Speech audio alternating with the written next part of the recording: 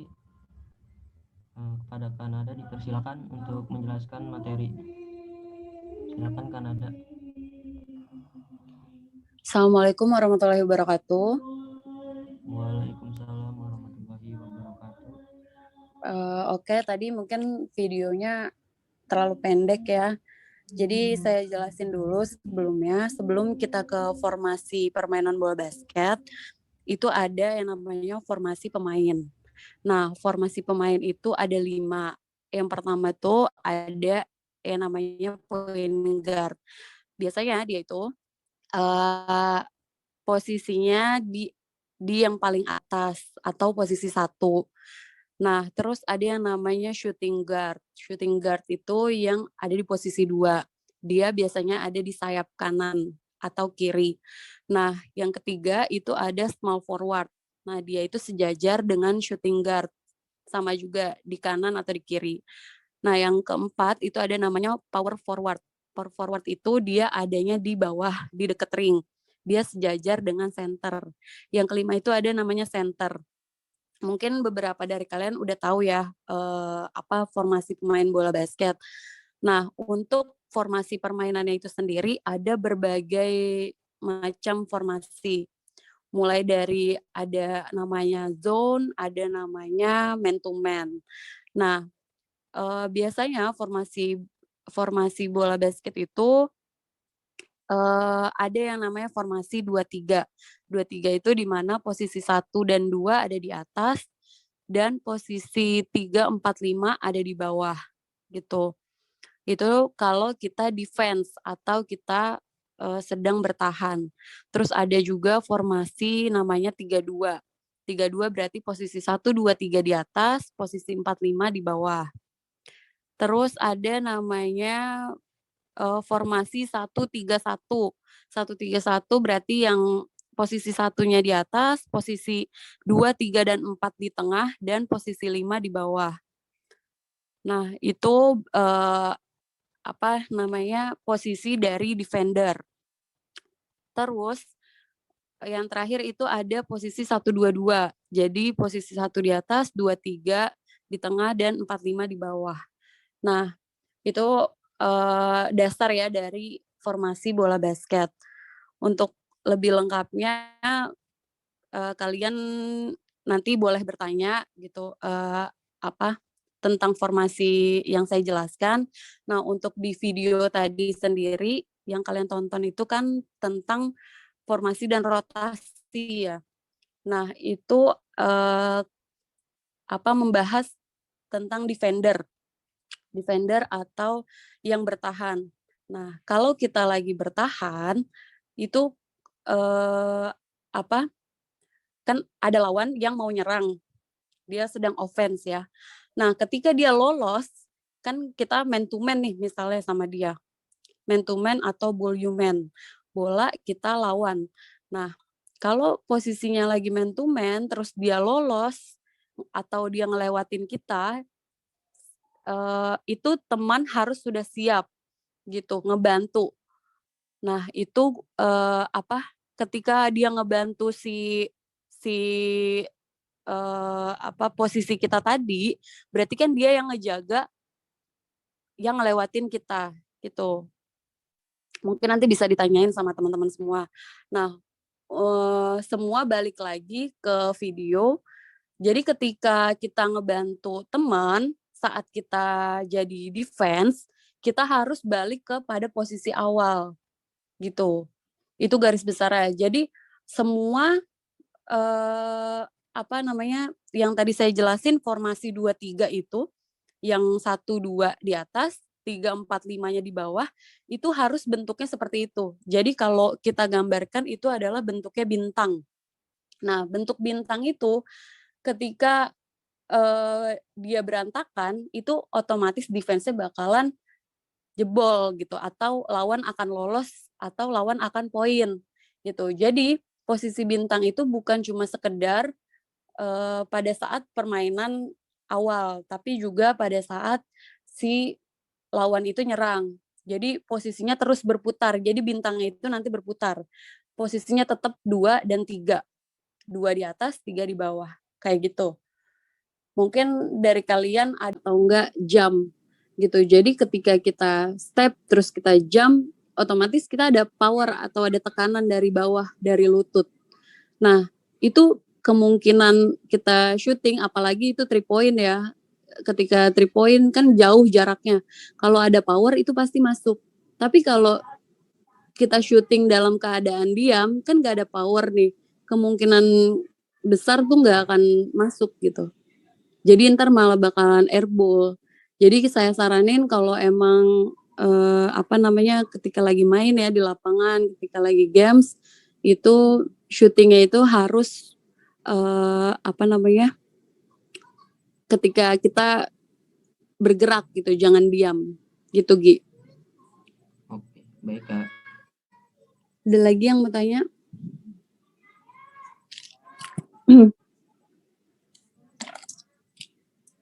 Ini serius banget kayaknya. Ayo ada lagi nggak mahasiswa-mahasiswi UP?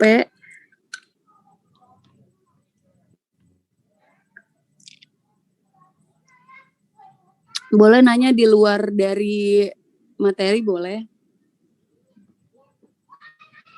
Saya mau nanya lagi dong Kak. Ya boleh. Mungkin seputar gambaran lapangan basket ya Kak. Karena kan mungkin ada yang belum tahu gitu Kak. Ya, mungkin itu aja Kak. Apa Gi? Maksudnya gimana? Kayak bentuk lapangan basket kayak gimana gitu Kak. Perlu dijelasin bentuknya. Iya Kak. Mungkin ada yang belum ngerti juga Kak. Soalnya kan di masa pandemi gini mungkin jarang yang keluar gitu Kak, main atau gimana Kak. Mulai dari apanya dulu nih? Dari panjang lebarnya itu perlu juga nggak? Kalau setahu saya lapangan basket itu ya untuk di aturan FIBA, lapangan basket itu kalau nggak salah panjangnya itu sekitar 28 meter, terus lebarnya itu sekitar 15 meter sampai 17 meter. Jadi dia lebih panjang ya ketimbang lebar. Nah terus ada diameter lingkaran di tengahnya itu. Diameter lingkaran di tengahnya itu sekitar 3 meteran lah. Saya nggak pernah ngukur langsung soalnya ya. Terus kegunaan dari diameter lingkaran yang di tengah itu sendiri kan pada saat kita sebelum memulai permainan bola basket kan itu ada yang namanya ini bola siapa dulu gitu. Nah itu ada, jadi mereka di tengah dulu buat formasi di tengah, nanti wasit niup fluid baru bola itu akan dilempar. Nah itu diameternya. Nah diameter juga menggambarkan itu lapangan itu setengah itu setengah milik kita, setengah milik lawan. Kayak gitu. Perbatasan ya, jadi dia tengah-tengah. Terus apalagi tinggi ring. Tinggi ring itu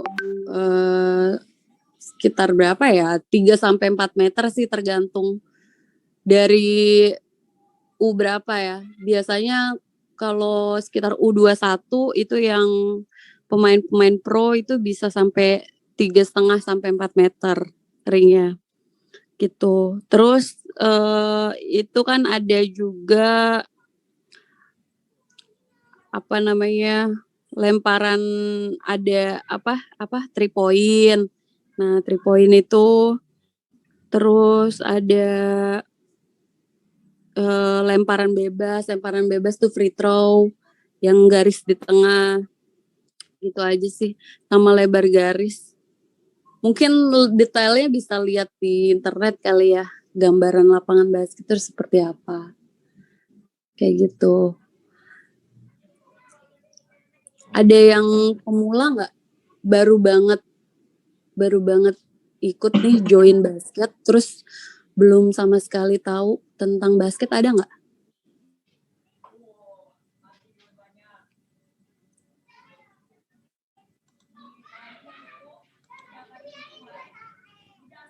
Halo? Kan untuk menjelaskan materinya. Assalamualaikum warahmatullahi wabarakatuh.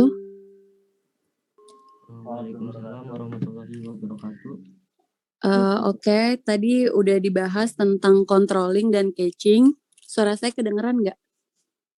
Terdengar, Kak. Oke. Nah, kemarin kan kita udah bahas tentang dribbling dan passing. Controlling dan catching itu sendiri ada hubungannya dengan dribbling dan passing. Untuk controlling itu tuh artinya kita mengontrol bola ketika kita sedang bermain. Jadi tadi udah dijelasin di video yang pertama itu bola itu dipindahkan dari tangan kanan ke tangan kiri. Itu namanya crossover. Nah, crossover itu gunanya adalah untuk mengecoh lawan. Nah, yang kedua itu ada namanya behind the back. Behind the back itu ketika bola di dribbling tapi ke belakang gitu. Nah, itu juga gunanya untuk mengecoh lawan ketika lawan ada di depan kita. Nah, yang ketiga itu ada namanya between the legs. Between the legs itu adalah ketika bola itu dipantulkan di antara kedua kaki, kanan dan kiri. Jadi dia di tengah-tengah. Nah, semuanya itu gunanya untuk mengontrol ketika kita sedang mendribling bola pada saat kita menyerang lawan gitu. Nah, mungkin untuk sebagian dari yang udah pernah main untuk untuk controlling ini mungkin udah cukup pada tahu. Nah, kalau untuk yang dasar boleh untuk ditanyakan terlebih dahulu. Ada yang mau tanya nggak?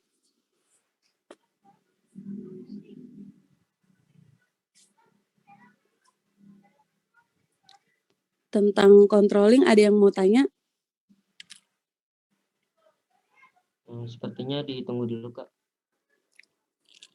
Oke, langsung aja ke catching ya. Ya, Kak. Baik, Kak. Oke.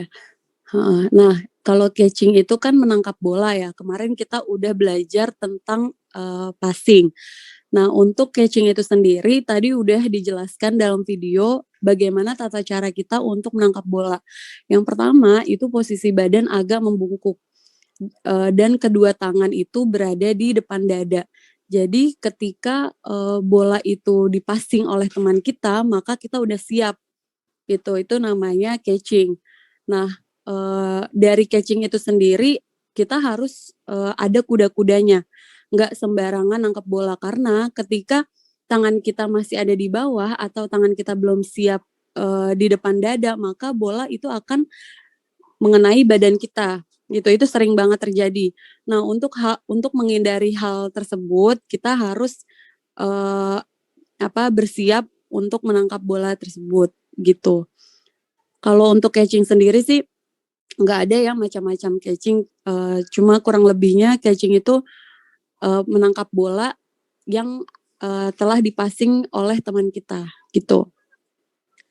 Ada yang mau ditanyakan?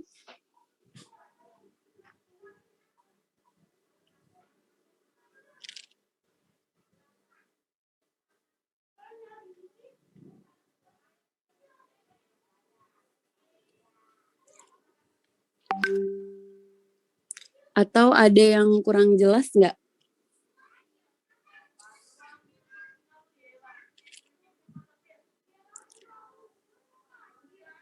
Mungkin yang catching kurang jelas gitu, Kak. Yang catching kurang jelas ya. Sebenarnya gini, kalau catching, kalau tadi kan controlling itu kan ada macam-macamnya ya, karena untuk dribble itu sendiri ketika kita main di lapangan itu kan tergantung dari si lawan kita, dia mau jaga kita di sebelah mana, di sebelah kiri, kanan, atau di depan kita. Nah, untuk catching itu sendiri kan kalau catching itu kan hanya menangkap bola. Jadi nggak ada macam-macam menangkap bola kayak misalnya menangkap bola tangannya di belakang kan aneh gitu. Nggak lihat bola tapi kita bisa nangkep itu kan nggak mungkin. Jadi catching itu sendiri semua berada di posisi depan kayak gitu. Untuk catching itu kan arti dari catching itu kan menangkap ya gitu. Jadi untuk catching itu tadi udah saya jelasin posisinya bagaimana, terus juga di video udah dijelasin. Ya, seperti itu. Udah jelas?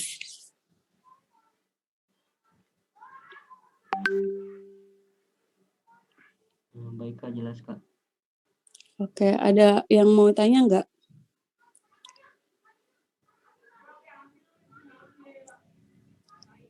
Ya silakan yang mau bertanya.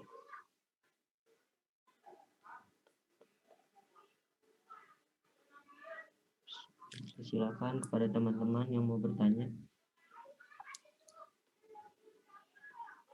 Oh ya, sebelumnya ini saya mau tanya, yang ada di Zoom ini dari dasar atau emang udah lama main basket ya?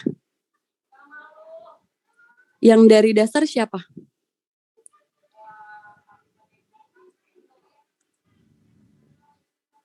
Berarti udah semua ya, Gi? Iya Kak. Kayaknya Udah semua ya? Iya. Oh iya. Ya udah, itu aja paling